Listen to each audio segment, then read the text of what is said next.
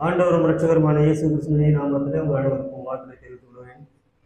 மறுபடியும் தேவனுடைய சமூகத்தில் நாம் தேவனுடைய வார்த்தையை தியானிக்கும்படிய கர்த்தர் கிருபை பாராட்டியிருக்கார். காலை வேளை 5வது வசனத்தை நாம் தியானித்தோம். முன்பு அவர்கள் தேவனுக்கு தங்களை ஒப்பு கொடுத்தார்கள். 2 கொரிந்தியர் 8ஆம் அதிகாரம் 5வது வசனத்தை நாம் தியானித்தோம். இப்பொழுது செய்திக்காக அதே 2 கொரிந்தியர் 8ஆம் அதிகாரத்துடைய 21வது வசனத்தை நாம் வாசிக்கலாம். கர்த்தருக்கு முன்பாக மாத்திரமல்ல, மனுஷருக்கு முன்பாகவும் யோக்கியமானவைகளை செய்ய நாடுகிறோம். ஜெபம் செய்யலாம். நல்ல தகப்பனே, நன்றியோடு உம்மை துதிக்கிறோம், சோத்தரிக்கிறோம். ஆண்டவரே, உம்மை துதிக்க சோத்தரிக்க கர்த்தர் பாராட்டின கிருபைக்காக நன்றி. தொழுகையின் செய்தி கேட்டு நாங்கள் உண்மை தொடர்ந்து கொள்ள பாராட்டின கிருபைக்காக நன்றி. இப்பொழுது ஆண்டவரே செய்திக்காக வருகிறோம். உங்களுடைய பிரசன்னம் இருக்கட்டும். அடியுடைய அபாத்திரத்தை எல்லாம் மன்னித்து ஆவியானவர் தாமே எங்களோடு இடைப்பட்டு உங்களுடைய வார்த்தைகளை நாங்கள் கேட்டு உணர்வடைந்தவர்களாய் பந்தியிலே பங்கு பெறுவதற்கு உதவி செய்வீராக. உங்களுடைய கிருபை எங்களை சூழ்ந்து கொள்ளட்டும். ஆண்டவராகிய இயேசு கிறிஸ்துவ நாமத்தில் எங்களை தாழ்த்தி ஜெபிக்கிறோம் பிதாவே. அல்லேலூயா. காலை வேளையில் நம்ம தொழுகையின் செய்தியாக நாம் 5வது வசனத்தை தியானித்தோம். தேவனுடைய சித்தத்தினாலே முன்பு தங்களை தாமே கர்த்தருக்கும் பின்பு எங்களுக்கும் ஒப்பு கொடுத்தார்கள். இந்த அதிகாரம் முழுக்க நம் காலையிலே சொன்னது மாதிரி ஒரு காணிக்கை தர்ம ஊழியத்தை குறித்த ஒரு காரியத்தை பவுல் வலியுறுத்தி சொல்லுகிறதை பார்க்கிறோம். சபைகளுக்கு அந்த மக்கதோனியா சபையிலிருந்து காணிக்கைகளை பவுல் பெற்றுக்கொண்டு அது எருசலேமில் உள்ள தரித்திரத்திலே இருந்த விசுவாசிகளுக்கு அதை கொண்டு போய் கொடுக்கும்படியான ஒரு பெரிய பொறுப்பை பவுல் ஏற்றுக்கொண்டார். மக்கதோனியா சபையை ஏற்கனவே கொடிய தரித்திரம் காலையிலே பார்த்தோம். அது கொடிய தரித்திரம், மிகுந்த உபத்திரவத்தில் இருந்தவர்கள், ஆனாலும் மிகுந்த சந்தோஷமாக இருந்தார்கள். ஆண்டுடைய பிள்ளைகளுக்கு தரித்திரமோ உபத்திரமோ ஒரு நாளும் தேவனிடத்தில் இருக்கிற சந்தோஷத்தை கெடுக்கவே முடியாது. தேவன் கொடுக்கிற சந்தோஷம் தான் ஆண்டவர் சொன்னார், நான் என்னுடைய சமாதானத்தை உங்களுக்கு கொடுக்க. 8வது வசனத்துல இருக்கட்டும் இல்ல 17 கடைசியில வாசிக்கிறோம், தன் மன விருப்பத்தின்படியே உங்களிடத்துக்கு வர புறப்பட்டான். ஜாக்கிரதையா இருந்தானா. அவனுக்கு ஒரு ஊழியத்தை கொடுக்குறாங்க. அந்த ஊழியத்தை தீர்த்துவோட செய்வதற்கு அவன் ஜாக்கிரதையா இருந்தான். 18 வாசிக்கிறோம், எல்லா சபைகளிலும் புகழ்ச்சி பெற்ற ஒரு சகோதரன். சுவிசேஷ ஊழியத்துல எல்லா சபைகளாலும் நல்ல ஒரு சாட்சியை பெற்ற ஒரு சகோதரன். அவன் யார் என்று சொல்லவில்லை, அவன் பெயர் எழுதப்படவில்லை. 19ஆம் அதிகாரம் 19ஆம் வசனத்துடைய கடைசி பகுதியில் எழுதுகிறார், அவன் சபைகளால் தெரிந்து ஏற்படுத்தப்பட்டவனாய் இருக்கிறான். எல்லா சபைகளாலும் அவனை தெரிந்து ஏற்படுத்தப்பட்டவன். இவன் இந்த ஊழியத்துக்கு is a fit for that ministry. அடுத்து 22 எழுதுகிறார், அநேக காரியங்களில் ஜாக்கிரதை உள்ளவன் என்று பல முறை கண்டறிந்தவனும் உங்கள் மேலுள்ள மிகுந்த நம்பிக்கையினாலே அதிக ஜாக்கிரதை உள்ளவனாக நம்முடைய சகோதரனையும் இவர்களோட கூட அனுப்பி இருக்கிறோம். 23 எழுதுகிறாரு, உங்கள் சகோதரரை குறித்து எங்கள் சகோதரரை குறித்து ஒருவன் விசாரித்தால் அவர்கள் சபைகளுடைய ஸ்தானாதிபதிகளும் கிறிஸ்துவுக்கு மகிமையுமா இருக்கிறார் என்று அறிய கடவன். எப்பேற்பட்ட சாட்சியோட ஒருவன், அவனுடைய பேர் அங்கு கொடுக்கப்படவில்லை. தீத்துவோடு இணைந்து ஊழியம் செய்யும்படியாய், இந்த தர்ம ஊழியத்தை நிறைவேற்றும்படியாய் அழைக்கப்பட்ட ஒரு ஊழியக்காரன். அப்படிப்பட்டவனுடைய சாட்சி எப்படிப்பட்டது என்று சொல்லி பவுல் எழுதுகிறார். இப்போ 21வது வசனத்துல என்ன சொல்லுகிறார்னா, கர்த்தருக்கு முன்பாகவும் மாத்திரமல்ல மனுஷருக்கு முன்பாகவும் யோக்கியமானவர்களை செய்ய நாடுகிறோம். தேவஜனமே, இன்றைக்கு ஆண்டோடைய பிள்ளைங்க பவுலுடைய இந்த வார்த்தைக்கு நம்ம எந்த அளவுக்கு கீழ்ப்படிந்து நடக்கிறோம். கர்த்தருக்கு முன்பாக மாத்திரமல்ல மனுஷனுக்கு முன்பாகவும் நாம் யோக்கியமுள்ளவர்களாய் காணப்பட வேண்டியது அவசியம். பவுல் இதை குறித்து அங்கே சொல்லுகிறத பார்க்கிறோம். அந்த ஊழியக்காரனை குறித்து சொல்லிவிட்டு கர்த்தருக்கு முன்பாக அவன் எப்படி இருக்கிறானோ அதே விதமாய் ஜனங்களுக்கு முன்பதாகவும் இருக்கிறான்னு சொல்லி எழுதுகிறார். தேவஜனமே, இன்றைக்கு ஆண்டோடைய பிள்ளைகள், அதனாலதான் சமநிலை பிரமாணம் நான் காலையிலே சொன்னேன். சமநிலை பிரமாணத்தின்படியே it's a law, equilibrium, it's a law. அது ஒரு சட்டம், சமநிலை. தேவனுக்கு முன்பாக நீ எப்படி இருக்கிறியோ அதே விதமா தான் மனுஷனுக்கு முன்பாக இருக்கணும். இன்னைக்கு சில பேர் பார்த்தீங்கன்னா, நான் தேவனுக்கு முன்னாடி ரொம்ப உண்மையா இருக்கிறேன், உனக்கு முன்னாடிலாம் இருக்க வேண்டிய அவசியம் இல்லைன்னு சொல்லுவாங்க. அது தவறான ஒரு காரியம். உன்னுடைய உள்ளான மனுஷன் சரியா இருந்தா உன்னுடைய வெளி மனுஷன் சரியா இருப்பான். தேவஜனமே, இன்றைக்கு தேவனுக்கு முன்பாக நம்ம எப்படி இருக்கிறோம்? பவுல் 3 காரியங்களை இங்கே வலியுறுத்தி சொல்லுகிறதை பார்க்கிறோம். இந்த வார்த்தை ஹானர் என்கிற நம்ம தமிழ்ல யோக்கியம்னு போட்டிருக்கு. யோக்கியம் உள்ளவர், யோக்கியம் உள்ளவராக இருக்கணும். ஆங்கிலத்துல ஹானர், இன்டெகிரிட்டி. இன்டெகிரிட்டினா நேர்மை. எப்படி கர்த்தருக்கு முன்பாக நம்ம நேர்மை உள்ளவர்களாக இருக்க விரும்புகிறோமோ, மனுஷனுக்கு முன்பாகவும் நேர்மை உள்ளவர்களாக இருக்க வேண்டியது அவசியம். பவுல் அதை குறித்து எழுதுகிறார். Integrity must be both inward and outward. இந்த நேர்மை என்பது உள்ளேயும் வெளியேயும் சரியா இருக்கணும். உள்ள மட்டும் நான் ரொம்ப நேர்மையா இருக்கிறேன் அப்படின்னு சொல்லி வெளியே இருக்க முடியாது. இல்லை, எவனுடைய இருதயத்துல அவன் உள்ளத்துல நேர்மையா இருக்கிற ஒருவனுடைய வாழ்க்கை வெளியிறக்கமும் நேர்மையா தான் இருக்கும். ஏன்னா இருதயத்தின் நிறைவினால் வாய் பேசும். இருதயத்துல இருக்கிறது தான் வெளியே வரும். ஆண்டவர் சொல்லுவார்ல, உள்ள என்ன இருந்தாதான் வெளியே வரும். தேவஜனமே, இன்றைக்கு நீங்களும் நானும் முதலாவது பவுல் சொல்லுகிற காரியம் என்ன தெரியுமா? ஒரு மனுஷனுக்கு உள்ளான காரியமும் போன பைபிள் பிரேயர்ல கூட எடுத்திருந்தேன். 2 மனுஷன் இருக்கிறத பார்க்கிறோம். ஒன்று வெளியரங்கமான மனுஷன், இன்னொன்று உள்ளரங்கமான மனுஷன். Outer man, inner man. உனக்குள்ள இருக்கிற இன்னர் மேன் சரியா இருந்தா, உனக்குள்ள இருக்கிற உள்ளான மனுஷன் சரியா இருந்தா, வெளிப்புறமா உன்னோட வாழ்க்கை சரியா இருக்கும். நீ செய்கிற காரியம் சரியா இருக்கும். என்ன இருக்குதோ அதுதான் வரும். சட்டியில இருந்தாதான் அகப்பையில வரும். சட்டிக்குள்ள என்ன இருக்குதோ அதுதான் அகப்பையில வரும். சட்டிக்குள்ள கூட வைத்து கொண்டு வெளியே கரண்டியை போட்டு எடுக்கும்போது பிரியாணி வரும்னா ஒரு நாளும் வராது. உள்ள இருக்கிறதா கூழ் தான் வரும். தேவஜனமே நல்லா கவனிங்க. இன்றைக்கு உள்ளான மனுஷன் முதல்ல நேர்மை உள்ளவனா இருக்கணும். அதுதான் பார்க்கிறோம். பவுல் எழுதுகிறார், கர்த்தர் சுத்தமான இருதயத்தை பார்க்கிறார் என்று சொல்லி. நீ எப்படி அடுத்த நிமிடத்துல நடந்து கொள்ளுகிற? உன் இருதயம் சுத்தமா இருந்தா you know how to behave with others. அடுத்தவங்க நீ எப்படி நடந்துகிற? இன்னைக்கு இருதயத்துல இருக்கிற அந்த கசப்பு, கோபம், எரிச்சல், பொறாமை, வெறித்தனம், காம விகாரம், இதெல்லாம் தான் வெளியே அடுத்தவங்க பழகும் போது நமக்கு வெளியே வருது.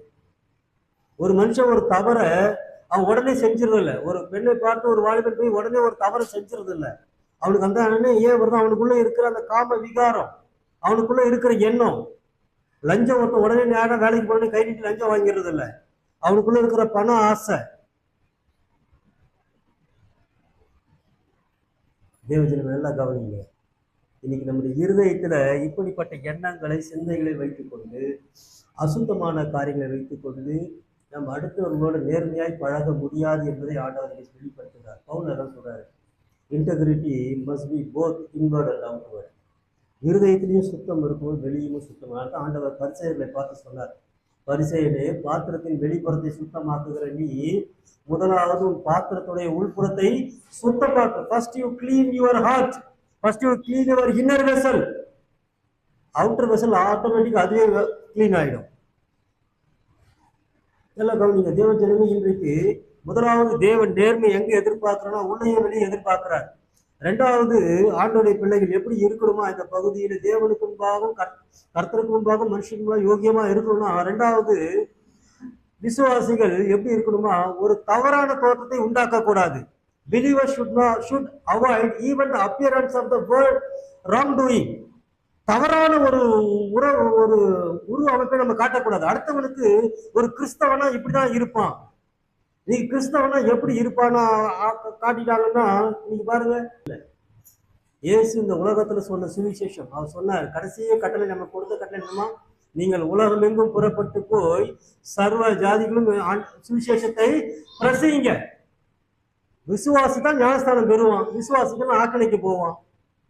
தேவஜனமே, எது சுவிசேஷம்? இயேசு ரட்சிக்க வந்தாருங்கிற சுவிசேஷத்தை விட்டு விட்டு இன்னைக்கு எப்படியெல்லாம் நம்ம கிறிஸ்தவத்தை காட்ட ஆரம்பித்து இருக்கிறோம். நல்லா கவனிங்க. 2வது அடுத்தது ஆண்டவருடைய பிள்ளைகளுக்கு 3வது மிக முக்கியமான காரியம் என்ன தெரியுமா?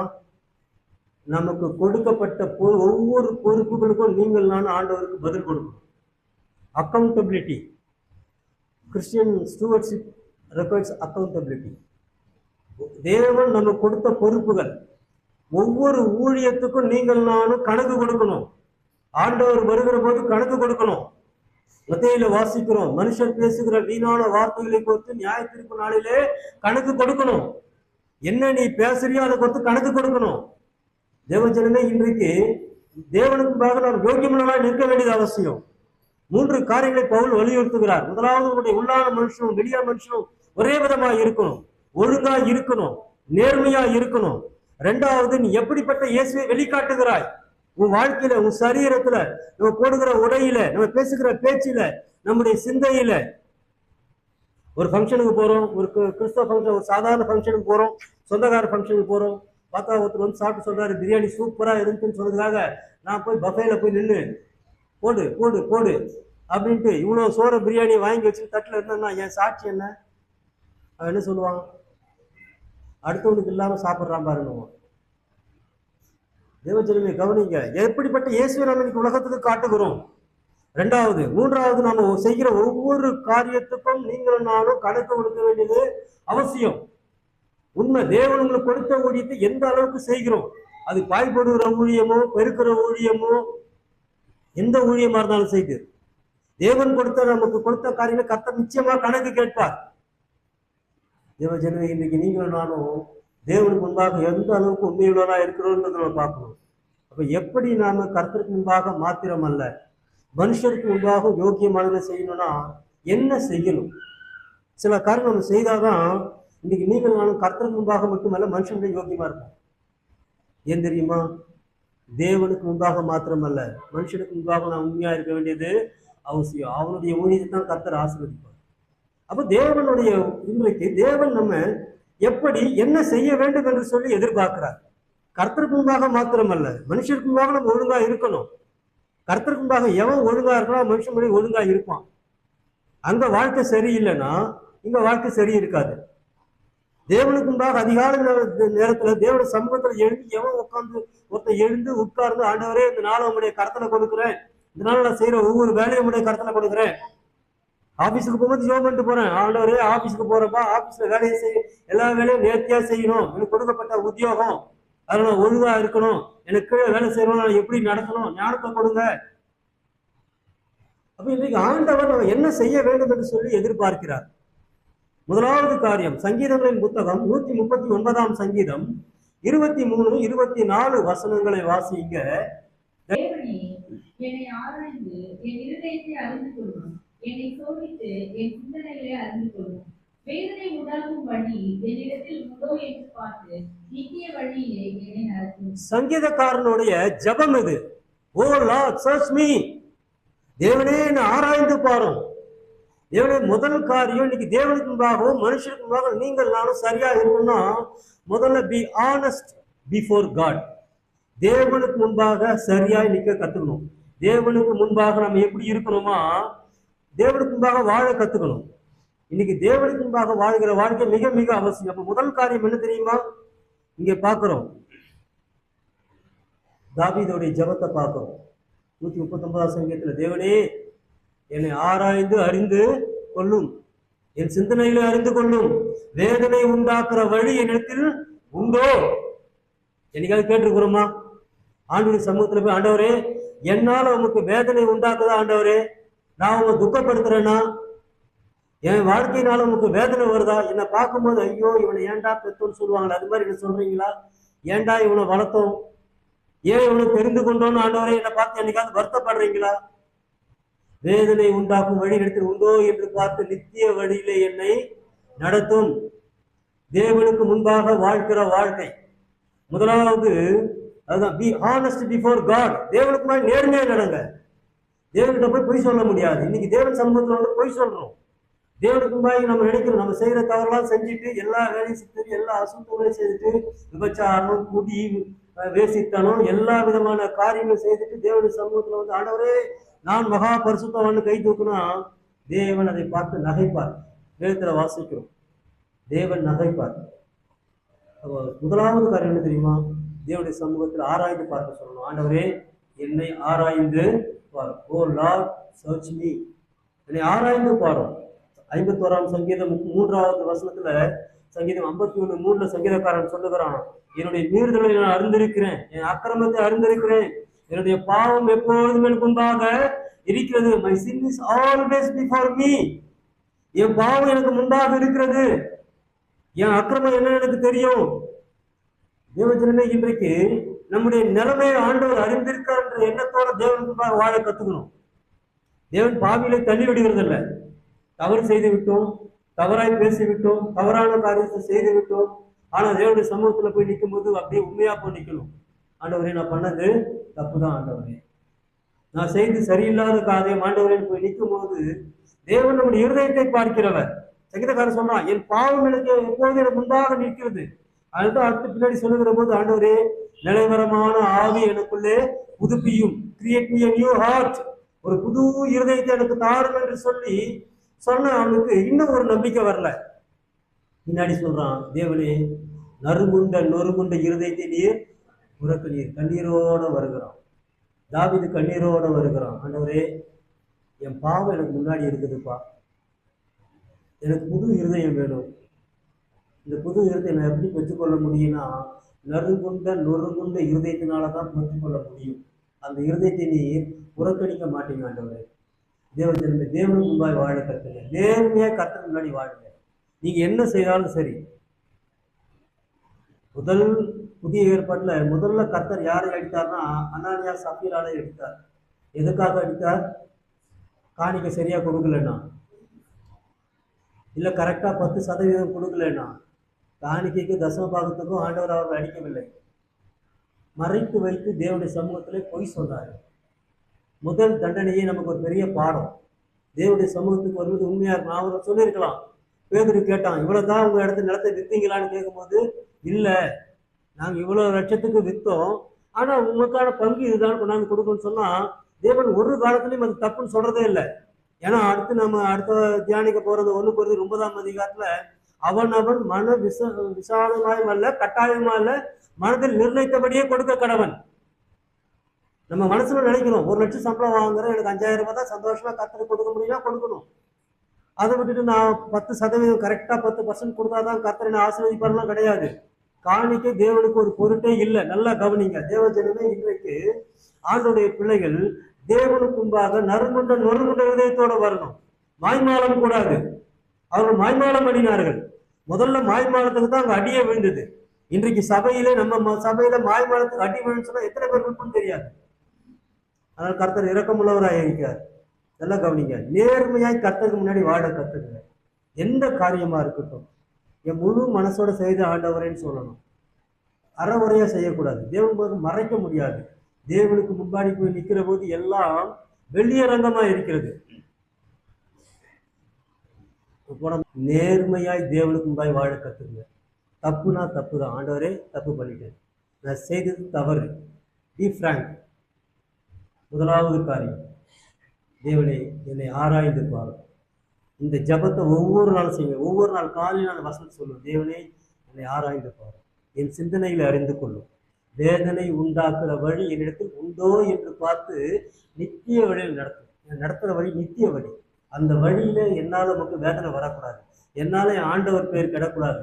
என்னால இயேசுவோட நாமம் தூஷிக்கப்படக்கூடாது. ஒரு இடத்துல நான் கடன் வாங்கிட்டு கொடுக்காம போயிட்டேன், ஒருத்தனை ஏமாத்திட்டேன், ஒருத்தனை சொல்ல தவறிட்டேன்னா தேவனோட நாமம் தூஷிக்கப்படும். இவங்க ஒரு கிறிஸ்தவன் சொல்லும் போது யாரோட நாமம் தூஷிக்கப்படும்? ஆண்டோட நாமம் தூஷிக்கப்படும். புறஜாதிகள் மத்தியிலே உங்களுக்கு தேவனோட நாமம் தூஷிக்கப்படுகிறது பவுல் வருத்தப்படுகிறதை பார்க்கும். அப்ப முதலாவது காரியம், ஆண்டோடைய பிள்ளைகள் தேவனுக்கும் மனுஷனுக்கு முன்பாக நேர்மையா நடக்கணும்னா முதல்ல தாங்கள் நேர்மையா தேவனுக்கு முன்னாடி நிற்க கத்துக்கணும். தேவனுக்கு முன்னாடி நேர்மையாய் வாழ கத்துக்கணும். சங்கீதம் 26 சங்கீதம் 2வது வசனத்துல சங்கீதக்காரன் சொல்லுகிறான், சங்கீதம் 26:2 வாசிங்க. கர்த்தாவே என்னை பரீட்சித்து என்னை சோதித்து பாரும், குணமிட்டு பாரும் சொல்லுகிறான். ஆண்டவரே முதல்ல எனக்கு டெஸ்ட் வையுங்க, அடுத்தது எக்ஸாம் வையுங்க, அடுத்தது என்ன குணமிட்டு பாருங்க, புட்டு பாருங்க. நம்மெல்லாம் முதல்ல புட்டு பார்த்து அப்புறம் டேஸ்ட் பண்ணி அப்புறம் தான் என்ன பண்ணுவோம், அது பாஸா ஃபெயிலான்னு சொல்லுவோம். ஆனா தாவீதுடைய சங்கீதம் முதல்ல என்னை புட்டுடுங்க, அதுக்கு பிறகு எனக்கு டெஸ்ட் வைங்க, அதுக்கு பிறகு நான் எப்படி பாஸ் ஆயிருக்கேன், ப்ரூவ் மீ. ஆங்கிலத்தில் ப்ரூவ் மீ. தேவஜனமே கவனிங்க, சங்கீதக்காரருடைய தாவீதுடைய ஜெபம் எப்படிப்பட்ட ஜெபமா இருக்குது பாருங்க. ஆண்டவரே என்னை சோதித்து என்னை பரிசுத்து பாரும், என்னை புடமிட்டு பாரும். நீங்க தேவனுக்கு முன்னாடி நிக்கிற நீங்கள் நானும் என்ன தெரியுமா ஜெபம் பண்ணணும்? ஆண்டவர் போய் நின்று, ஆண்டவரே எனக்கு வீடு கொடுங்க, காரு கொடுங்க, பங்களா கொடுங்க, தேவையில்லை. அவர் எல்லாவற்றையும் அறிந்திருக்கிறவர். உன் தேவை என்னது என்பது உன் நாவில் சொல்படுவதற்கு முன்னமே நான் அறிந்திருக்கிறேன். உன் இருதயத்தை தோன்றுவதற்கு முன்னதாக தேவனை அறிந்திருக்கிறார். உனக்கு என்ன தேவை என்பதை ஆண்டவர் அறிந்திருக்கிறார். வாலிப பிள்ளைகளுக்கு என்ன தேவை என்பதை ஆண்டவர் அறிந்திருக்கிறார். பெரியவர்களுக்கு என்ன தேவை என்பதை ஆண்டவர் அறிந்திருக்கிறார்.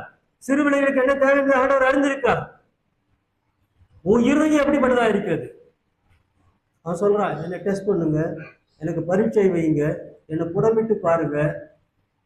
தேவஜனம், இந்த அனுபவம் நமக்கு இருக்கணும். தேவனுக்கு முன்பாய் வாழ்கிறவன் இந்த அனுபவத்தோட வாழ்ந்தா தான் தேவனுக்கு முன்னாடி நிற்க முடியும். நீங்க அநேகர் நிற்க முடியாததுக்கு போக காரணம் என்ன தெரியுமா? இதுதான் காரணம். இன்னொரு வசனத்தையும் வாசிங்க. அப்போஸ்தலர் 8ஆம் அதிகாரம் 21வது வசனத்துல வாசிக்கிற பொழுது அங்கே பேதுரு சீமோனை நோக்கி சொல்லுகிறான். 8:21மா, உன் இருதயம் தேவனுக்கு முன்பாக செமையா இராதபடியினாலே இந்த விஷயத்துல உனக்கு பங்கும் இல்லை பாகமும் இல்லை. ஊழியத்துக்கு வர்றான், வந்துட்டு பேதுரு ரட்சிக்கப்படுறான், பேதுரு செய்த அற்புதங்களை பார்க்கிறான். பேதுரு கையை வைக்கிற போது அங்கு அநேகருக்கு அபிஷேகம் பெறுகிறதை பார்க்கிறான். உடனே தனக்கு அப்படிப்பட்ட வரம் வேண்டும் என்று சொல்லி பேதுருவிடத்துல பணத்தை கொண்டு வந்து எப்படியாவது இந்த வரத்தை எனக்கு கொடுங்கன்றான். பேதுரு சொல்லுகிறான், வரத்தை பணத்தினாலே சம்பாதித்துக் கொள்ளலாம் என்று நினைத்த நீ பணம் உன்னோட நாசமாய் போக கடவுது. உன் இருதயம், அதோட சொல்லிட்டு பேதுரு உடலை பாருங்க. அடுத்து சொல்றாரு, உன் இருதயம் தேவனுக்கு முன்பாக செம்மையாய் இராதபடியினால் உனக்கு எங்களோட பாகமும் இல்லை பங்கு. இன்னைக்கு தேவனோட உங்களுக்கு பாகமும் பங்கு இருக்குதா? தேவனுக்கு முன்பாக உண்மையாய் வாழ்ந்தா தான் தேவனோட உங்களுக்கு பாகமும் இருக்கு, தேவனோட பங்கு இருக்குது. அதனால்தான் அவருடைய உடல் சுதந்திராலையும் அவருடைய பங்காளிகளை நம்ம மாறி இருக்கும். அவருடைய பங்காளினா அவருடைய சொத்துக்கு நம்ம அதிபதி, அவருடைய சொத்துக்கு நம்ம உடன் பங்காளர்கள். எப்போ தெரியுமா? இன்னைக்கு ஏன் அநேகருக்கு தேவனிடத்துல பங்கு இல்லை, தேவனிடத்துல இருந்து ஆசீர்வாதங்கள் இல்லை, அதிகமாய் பெற விரும்புகிறார்கள். ஏசா போய் மனங்கதறி அழுகிறான், தகப்பனே எனக்கு ஒரு ஆசீர்வாதத்தையாவனும் வைக்கவில்லையா? தேவஜனம் நல்லா கவனிங்க. தேவனுக்கு முன்பாய் நேர்மையாய் வாழ்கிற ஒரு வாழ்க்கை ஆண்டவருடைய பிள்ளைகளுக்கு மிக அவசியம். ஒன்று ராஜாக்கள் 17ஆம் அதிகாரம் முதல் வசனத்தில் எலியாவை குறித்து வாசிக்கிற பொழுது அவன் சொல்லுகிறான், வாசிக்க வேண்டாம், தெரிந்த ஒரு பகுதி. திஸ்பியா ஊரானாகி எலியாவை குறித்து அவன் சொல்லுகிற போது, நான் கட்டளையிடுகிற வரைக்கும் 3 மாசம் மழை பெய்யாது. எந்த தைரியத்தில் திரும்ப சொல்றான்? தேவனுக்கு முன்பாக நிற்கிற நான், தேவனுக்கு முன்பாக நிற்கிற நான். இன்னைக்கு எத்தனை ஆண்டவருடைய பிள்ளைகள் தேவனுக்கு முன்பாக நான் நிற்கிறேன் சாட்சியா நீ சொல்ல முடியுமா? தேவனுக்கு முன்பாக நான் நின்றுட்டு வந்து நீங்க ஆலயத்துல உட்கார்ந்து எத்தனை பேரால சொல்ல முடியும்? தேவஜனமே நல்லா கவனிங்க. முதல்ல நம்முடைய வாழ்க்கையில எது அவசியம்? தேவனுக்கும் மனுஷனுக்கும் பிரியமாய் ஒருவன் வாழணும்னு சொன்னா முதல்ல அவன் தேவனுக்கு முன்பாய் உண்மையாய் நிற்க கற்றுக்கொள்ள வேண்டும். நேர்மையாய் நிற்கணும், நேர்மையாய் செய்யணும், நேர்மையாய் பேசணும். பொய் பேச்சை கர்த்தர் அருவருக்கிறார்னு பார்க்கிறோம். வாய்மானத்தை கர்த்தர் அருவருக்கிறார். இங்க வந்து நாம நேர்மை இல்லாதபடி தேவனே நான் அதை செய்தேன் இதை செய்தேன், தேவன் ஒரு நாளும் அதை பிரியப்படுகிறது இல்லை.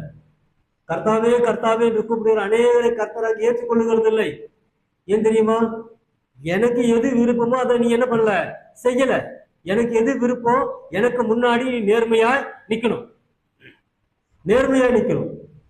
முதலாவது காரியம், இன்னைக்கு மனுஷனுக்கும் தேவனுக்கும் முன்பாக நாம சரியா இருக்கணும்னா, முதல்ல நேர்மையா இருக்கணும்னா, முதலாவது நாம் தேவனுக்கு முன்பாக நிற்க கற்றுக்கொள்ள வேண்டியது அவசியம். இரண்டாவது ஒரு காரியத்தை வாசிக்கலாம். மத்தேயு 5ஆம் அதிகாரம் 37வது வசனம். மத்தேயு 5, உள்ளதை உள்ளது என்றும் இல்லதை இல்லது என்றும் சொல்லுங்கள், இதற்கு மிஞ்சினது தீமையினால் உண்டாயிருக்கிறது. நல்ல கவனிங்க. இரண்டாவது, முதல்ல நம்ம பார்த்தோம், பி ஆனஸ்ட் பிஃபோர் காட், தேவனுக்கு முன்பாக நேர்மையாய் இருங்கள். இரண்டாவது, பி ஆனஸ்ட் பிஃபோர் மென், மனுஷனுக்கு முன்பாக உண்மையாய் இருங்க, மனுஷனுக்கு முன்பாக நேர்மையா நடந்து கொள்ளுங்க. ஒரு வாக்கு கொடுக்குறோம், 8 மணிக்கு இங்க இருக்கிறேன் அப்படின்னு சொன்னா சரியா 7:55க்கு இங்க இருக்கணும். ஆண்டோடைய பிள்ளைகள் இதை கத்துக்கணும். ஒருத்தர்கிட்ட சொல்றீங்க 8 மணிக்கு நான் உன்னை பார்க்க வரேன்பா நீங்க வந்துரு அப்படின்னு சொன்னா, அவன் 8 மணிக்கு வரட்டும், அவன் 8:15 வரட்டும், இல்ல அவன் 8:45 வரவனா இருக்கட்டும், அவனை பத்தி சில தெரியும். சில பேர் சொன்னீங்கன்னா சொன்ன நேரத்துக்கு வரமாட்டான்னு நமக்கு நல்லா தெரியும். 8 மணிக்கு வராங்கன்னா 8 மணிக்கு வீட்டுல குளிச்சுக்கிட்டு இருப்பான். அப்புறம் தான் சொல்லுவான், போனை எடுத்துட்டு குளிச்சுட்டு காதை தொடச்சிக்கிட்டு சொல்லுவான், இதோ வந்துக்கிட்டே இருக்கிறேன், டிராஃபிக்ல இருக்கிறேன், இப்படிலாம் இருக்கிறான். ஆண்டோடைய பிள்ளையை நான் சொல்றேன், அவன் எப்ப வேணா வரட்டும், but you must be honest. நீ நேர்மையா இருக்கணும். 8 மணிக்குன்னு சொன்னா 7:55 இங்க இருக்கணும். 8 மணிக்கு ஒருத்தர் பாவம் சொன்னா 7 இருக்கணும். ஒரு ஒரு காரியத்துல ஒருவனுக்கு காசு கொடுக்கணும் அப்படின்னா கேட்ட காரியத்தை கொடுக்கறதுக்கு சரியா இருக்கணும். ஒருத்தனுக்கு உதவி செய்யணும், அந்த உதவிக்கு சரியா இருக்கணும். தேவசேனம் நல்லா கவனிங்க. மனுஷனுக்கு முன்பாக அங்கு ஆண்டவர் சொல்லுகிறார், உள்ளதை உள்ளது என்றும் இல்லதை இல்லது என்றும் சொல்லுங்கள். எஸ்னா எஸ், இல்லைன்னா இல்ல. பாத்தியா? பார்த்தேன். பார்க்கலன்னா பார்க்கல. பார்த்தேன் ஆனா சரியா தெரியல. அப்பதான் ஒருத்தன் குறுக்குல வந்துட்டான். அப்ப எனக்குடா பார்த்த, அவன் அடிச்சதுல பார்க்கல, நான் இவன் அடிச்சதை பார்த்தேன். அப்படி யாருக்கு ஃபேவர் பண்ற? எவனோ ஒருத்தனுக்கு ஃபேவர் பண்ற. இல்லைங்க நான் பார்க்கல. நேர்மையாயிரு. உள்ளதை உள்ளது என்றும் இல்லதை இல்லது என்றும் சொல்லுங்கள். இதுக்கு மிஞ்சினது தீமையினால் உண்டா இருக்குது. தீமை, ஈவில் பிசாசு, அது பிசாசினால் உண்டா இருக்குது. ஆண்டுடைய பிள்ளைங்க நல்லா கவனிங்க. ஒரு மனுஷனுக்கு நீங்க என்ன வாக்கு கொடுக்குறீங்களோ, என்ன செய்கிறீங்களோ அதுல உண்மையா இருக்கணும். அதுல உண்மை இல்லாத பட்சத்துல தேவன் அதை தீமையா எதிர்பார்க்கிறார், பிசாசாய் பார்க்கிறார். இன்னைக்கு சமையலுக்கு நான் கமல் கிட்ட ஜிபேல காசு அனுப்ப இதெல்லாம் வாங்கணும். கமல் என்னென்ன வாங்கணும் அவனுக்கு தெரியும். காலையில் வந்த உடனே மொபைல் எடுத்து காட்டுறான். அங்கிள் அண்ணா நான் உங்களுக்கு எவ்வளோ பேலன்ஸை கழிச்சு கூட்டி இதை அனுப்புறேன்ட்டு. நான் சொன்னேன் அது அப்புறம் பார்த்துக்கலாம். ஆனாலும் அவனுக்கு கொடுக்கப்பட்ட அந்த வேலையில் அவன் எப்படி இருக்கணும்னு விரும்புகிறான், சரியா இருக்கணும் விரும்புகிறான். தேவஜனம் நல்லா கவனிங்க. நமக்கு எது கர்த்தர் கொடுத்திருக்கிறாரோ அதுல நேர்மையா இருக்கணும். மனுஷனுக்கு முன்பாக யோக்கியமானதா இருக்கணும். அதுதான் அந்த ஆண்டவர் சொல்லுகிறத பார்க்கணும்.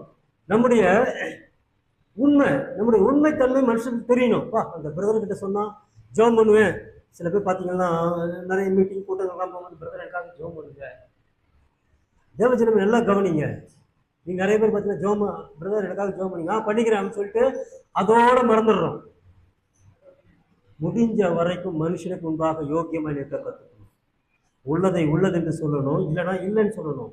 விசேஷமா உண்மையில நம்ம உத்தமமா இருக்கணும். உண்மையை காத்து கொள்ளுகிறதுல உத்தமமா இருக்கணும். நம்முடைய செயல்கள் தான் நம்ம எந்த அளவுக்கு உண்மையா இருக்கிறோங்கிறத மக்கள் இப்ப ஆண்டவரத்துல நம்ம உண்மையா இருக்கட்டும், இருதயத்துல உண்மையா இருந்தா ஆண்டவர் பார்ப்பார். ஆனா மனுஷனிடத்துல உண்மையா இருக்கிறோம்னு சொல்லிட்டு நம்ம செயல்களால காட்டணும். யாக்கோபு சொல்லுகிறார், சகோதரன் ஒருத்தர் சொல்றா எனக்கு குளிருது, இல்ல நான் பசியா இருக்கிறேன்னு சொன்னா வாப்பா உனக்காக ஜெபம் பண்றேன், கர்த்தர் உன் பசியை போக்குவார், உன் குளிரை போக்க கர்த்தர் உனக்கு பெட்ஷீட்டை கொடுப்பார், பிளாங்கெட்டை கொடுப்பார், சாலை கொடுப்பார்னு சொல்லி ஜெபம் பண்றது இல்ல, ஆக்ஷன். அவன் சொல்றாரு, யாக்கோபு எழுதுறாரு, முதல்ல நீ அவன் குளிரை போக்குறதுக்கு என்ன பண்ணு, வஸ்திரத்தை கொடு.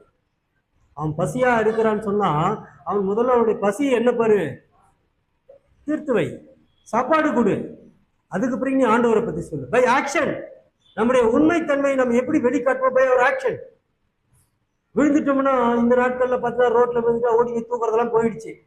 இப்பெல்லாம் என்ன பண்றான், நல்லவனா இருந்தா 108க்கு ஃபோன் பண்றான், ஆண்டவரே ஃபோன் பண்ணி ஒருத்தன் விழுந்துட்டான் வாங்க. சில பேர் எப்படி விழுந்தான்ட்டு என்ன பண்றான், விழுந்தனோட செல்ஃபி எடுத்துக்கிறான். இதெல்லாம் தான் நடக்கிறத பார்க்குறோம். வாட் இஸ் ஒரு ஆக்ஷன்? உள்ளதை உள்ளபடி செய்யுங்க. சாப்பிட போறோம், சாப்பிடும் போது எனக்கு இவ்வளவு போதும்னா போதும் தான், எனக்கு இந்த அளவுக்கு போதும் வேணும்னா வாங்கிக்கலாம், தப்பு இல்லை. ஆனா எதை செய்தாலும் அதுல ஒரு உண்மை இருக்கணும். அடுத்தது மனுஷனுக்கு முன்னாடி எப்படி ஒரு உண்மையா இருக்கணும்னா, ஸ்பீக் ஃபெய்த்ஃபுல்லி. நம்ம பேசுற வார்த்தையில உண்மை இருக்கணும். ஒரு காரியத்தை சொன்னா அந்த காரியத்துல உண்மையா இருக்கணும். எந்த ஒரு காரியமா இருந்தாலும் சரி, நான் இதை உனக்கு செய்வேன்னு சொன்னோம்னா அந்த காரியத்துல உண்மையா இருக்கணும். நம்முடைய வார்த்தையில உண்மை இருக்கணும். தேவஜனமே கவனிங்க. அடுத்தது மனுஷனுக்கு யோக்கியமா இருக்கணும். முதல்ல நம்முடைய ஆக்ஷன் ஒழுங்கா இருக்கணும். நம்ம செய்கிற நடவடிக்கை, நம்முடைய நடவடிக்கையில சுத்தமா இருக்கணும். அவன் பார்க்கணும் செய்யணும், அவன் சொன்னா செய்வான்பா, அவன் எனக்கு செய்தான்னு சொல்லணும். அடுத்து நம்முடைய வார்த்தையில உண்மை இருக்கணும். இன்னைக்கு எப்படிப்பட்ட வார்த்தைகளை பேசுகிறோம்? மனுஷன் பேசுகிற ஒவ்வொரு வார்த்தைகளை கொடுத்து நியாயத்திற்கான கணக்கு கொடுக்கணும். ஜெபிக்கிறேன்னு சொல்லிட்டு ஜெபிக்காம இருந்தீங்கன்னா அது உங்களுக்கு சாபம். ஜெபிக்கணும், அதுக்காக நேரத்தை ஒதுக்கி ஜெபிக்கணும். நம்முடைய வாயில உண்மை இருக்கணும். நம்ம வாயை திறந்தா இன்னைக்கு அநேக பொய் பேசுறதா இருக்கிறத பார்க்கிறோம். அநேக வாழ்க்கை வெறும் பொய்யும் புரட்டும் இருக்கிறத பார்க்கிறோம். வேதத்துல வாசிக்கிறோம், பொய் நாவையும் புரட்டு நாவையும் கர்த்தர் அருவருக்கிறார். தேவஜனமே, நம்முடைய நாக்கு எப்படிப்பட்டதா இருக்கு? தாவீது ஜெபம் பண்றான், ஆண்டவரே என் வாய்க்கு காவல் வையும், என் உதடுகளை வாசலை காத்துக்கொள்ளும். தேவஜனமே, இன்றைக்கு நம்ம எந்த அளவுக்கு உண்மை பேச்சிலே உண்மையிலா இருக்கோம். சொன்னா நம்பணும். ஒரு காரியத்தை சொல்றோம், அவங்க பதில் சொல்றாங்கன்னா, நான் ஒரு காரியத்தை கேட்கிறேன், என்ன இப்படி நடக்குதா அப்படின்னு கேட்டா ஆமா, இல்லைன்னா இல்லை, ஆமா இல்லை, ரெண்டுக்கும் நடுவில் ஒரு பதில் சொன்னா என்ன ஏமாத்தலாம். ஆனா மனுஷன் முன்னாடி யோகியமா இல்லைன்னு அர்த்தம். தேவன் பார்த்து கொண்டிருக்கிறார். மனுஷன் முன்னாடி தேவன் உண்மையா இருக்க வேண்டியது அவசியம். அடுத்தது, கீப் யுவர் ப்ராமிஸ். தேவனுக்கு முன்பாக இருக்க மட்டுமல்ல, மனுஷனுக்கு முன்பாக உங்களுக்கு கொடுக்க, நீங்கள் ஒரு வாக்கு கொடுற வாக்க கீப் யுவர் ப்ராமிஸ். பிள்ளைகளுக்கு சொல்லுகிறோம், நல்லா படி, 10வது பாஸ் பண்ணா அவனுக்கு சைக்கிள் வாங்கி தரேன், செய்கிறேன், இப்படி காரியங்களை சொல்லுகிறோம். அவன் அடுத்து என்ன கேட்பான்? எக்ஸாம் முடிச்சு ரிசல்ட் வந்தவொடனே முதல்ல வந்து நிற்பான், சைக்கிள் வாங்கி தரேன்னு சொன்னியே எங்க, பைக் வாங்கி தரேன்னு சொன்னியே எங்க, வேலைக்கு போனவொடனே வண்டி வாங்கி தரேன்னு சொன்னியே எங்க, கேட்கறானா இல்லையா? எப்பேற்பட்டாவது நீ அதை கொடுத்துதான் ஆகணும். ஒரு வாக்கு கொடுத்துட்டேன்னா, ஆனா பெற்றோர்கள் வாக்கு கொடுக்கும்போது எப்படி கொடுக்குறீங்க? ஆண்டவர் இதை எதிர்பார்க்கிறார். மனுஷனுக்கு நீ ஒரு வாக்கை கொடுக்கிறேன்னு சொன்னீங்கன்னா அந்த வாக்கை நீ நிறைவேற்றியே ஆகணும். Keep your promise. மனைவிக்கு ஒரு வாக்கை கொடுக்கிற, புருஷனுக்கு ஒரு வாக்கை கொடுக்கிற, பிள்ளைகளுக்கு ஒரு வாக்கை கொடுக்கிற, சபைக்கு ஒரு வாக்கை கொடுக்கிற, ஊழியர்களுக்கு ஒரு வாக்கை கொடுக்கிற, தேவஜனமே அந்த வாக்கை நீ என்ன பண்ணணும்? மனுஷன் முன்பாக நிறைவேற்ற வேண்டியது அவசியம். சொல்லப்பட்ட வார்த்தைக்கு நீ மதிப்பு கொடுக்க வேண்டியது அவசியம். ஒரு ப்ராமிஸ் பண்ணினா ப்ராமிஸ்க்கு நீ கீழ்படியணும். ஒருத்தவங்க கொடுக்குறேன்னு சொல்லிட்டு இன்னைக்கு நாளைக்கு காலையில வாங்க, நான் உங்களுக்கு நீ கேட்ட காசை கொடுக்குறேன்னு சொல்லிட்டு அடுத்த நாள் நீ வேற எங்கேயா கிளம்பி ஓடி போயிட்டு என்ன அர்த்தம்? நீ ஆண்டோட பிள்ளை இல்லை. தேவஜனமே, கீப் யுவர் ப்ராமிஸ். மனுஷனுக்கு முன்பாக யோக்கியமானது செய். அடுத்தது என்ன தெரியுமா? Handle money and responsibility faithfully. Paul சொல்லுகிறார், பண விஷயத்துல எப்படி இருக்கிற? பண விஷயத்துல எப்படி இருக்கிற? நல்லா கவனிங்க. பண விஷயத்துல நம்ம எப்படி இருக்கிறோம்? நம்ம கொடுக்கப்பட்ட உண்மையான காரியத்தில் எப்படி இருக்கிறோம்? சபையின் காணிக்கையில் எப்படி இருக்கிறோம்? சின்ன காசாக இருந்தாலும் நம்ம எப்படி இருக்கிறோம்? நான் அடிக்கடி சொல்றது தான், உன்னுடைய ₹1 கடையில் போனாலும் பரவாயில்ல, நீ அவனுக்கு கடனதாரா இருக்க கூடாது. அவன் உன்னை பார்த்து ₹1 கொடுக்கணும்னு சொல்லக்கூடாது. நீ வேணா அவங்ககிட்ட கொடுத்துட்டு வரலாம். தேவஜனமே, பண விஷயத்தில் ஆண்டோட பிள்ளைகள் மனுஷனுக்கு யோகியமா இருக்க வேண்டியது அவசியம். அடுத்து சொல்றாரு அந்த வசனத்துல, அவாய்ட் டிசெப்ஷன், மாய்மாலம், ஹிப்போக்ரசி, ஹிடன் மோட்டிவ்ஸ், தவறான எண்ணங்களோட, தவறான சிந்தைகளோட. தேவஜனமே, ஆண்டோடைய பிள்ளைகள் மனுஷன் போய் பழகக்கூடாது. இவனோட பழகினா எனக்கு என்ன கிடைக்கும்? இவனோட பழகினா ஏதாவது கிடைக்குமா? இந்த ஊழியக்காரனோட போனா ஏதாவது கிடைக்குமா? இந்த சபைக்கு போனா ஏதாவது கிடைக்குமா? இப்படிப்பட்ட எண்ணங்கள் இருக்கக்கூடாது ஆண்டோட பிள்ளைகளுக்கு. யாருக்கிட்ட எதையுமே ஆண்டோட பிள்ளைகள் எதிர்பார்க்கவே கூடாது. நல்லா கவனிங்க. ஒருவேளை உங்களுக்கு ஒருவேளை சாப்பாடு வேணும்னா கூட ஆண்டவர்கிட்ட எதிர்பார்க்கணும். ஒருவேளை டீக்கு கூட யாருக்கிட்டையும் மறைமுகமாய் சொல்ல வேண்டிய அவசியம் இல்ல. தலைவலிக்கு டீ குடிக்கணும் போல இருக்குதுன்னு சொல்ல வேண்டிய அவசியம் இல்லை. ஆண்டவர்கிட்ட சொல்லுங்க. மனுஷனுக்கும் யோக்கியமானவர்களாய் வாழ கற்றுக்கொள்ள வேண்டியும். எல்லாத்துக்கும் மேல பவுல் அடுத்து சொல்லுகிறார், மனுஷனுக்கு முன்னாடி எப்படி இருக்கணுமா? பி டிரான்ஸ்பரண்ட், வெளியரங்கமாக இருக்கும். ஒரு டிரான்ஸ்பரண்ட் ஷீட், ஒரு கண்ணாடி ஷீட் எடுத்து பார்த்தீங்கன்னா எப்படி வெளியரங்கமா இருக்குதோ அது மாதிரி நம்முடைய வாழ்க்கை வெளியரங்கமா இருக்கணும். நீ உள்ள எல்லாத்தையும் மறைத்து வைத்துக் கொண்டு மேல வெளி வேஷமாய் மனுஷன் தெரியக்கூடாது. அதுதான் வேதத்துல வாசிக்கிறோம், மனுஷன் வேஷமாகவே தெரிகிறான், வேஷமா தெரிகிறான். வேஷத்தை தேவன் இகழ்கிறார். தேவஜனமே, இன்றைக்கு நீங்கள் நானும் மனுஷனுக்கு முன்பாக யோக்கியமாய் நடனம். முதலாவது நமக்கு ஆத்மவர் கொடுத்த ஆலோசனை என்ன தெரியுமா? தேவனுக்கு முன்பாக மனுஷனுக்கு முன்பாக யோக்கியமா இருக்குன்னா முதல்ல தேவனுக்கு முன்பாக நீ ஒழுங்காக வாழ கத்துக்கும், நேர்மையாய் வாழ கத்துக்கும். ரெண்டாவது, மனுஷன் முன்பாக ஒழுங்கா வாழ கத்துக்கும். யாராவது உங்களை பத்தி சொல்றாங்களா? அந்த பிரதர் இல்ல அந்த சிஸ்டர் இப்படி சொல்லி இருக்க மாட்டாங்க. தேவஜனமே கவனிங்க, நம்ம மனுஷனுக்கு முன்பாக யோக்கியமானது செய்ய நாடணும். மூன்றாவது ஒரு காரியத்தை பவுல் எழுதுகிறத பார்க்கிறோம். 1 யோவான் 1ஆம் அதிகாரம் 7வது வசனம்.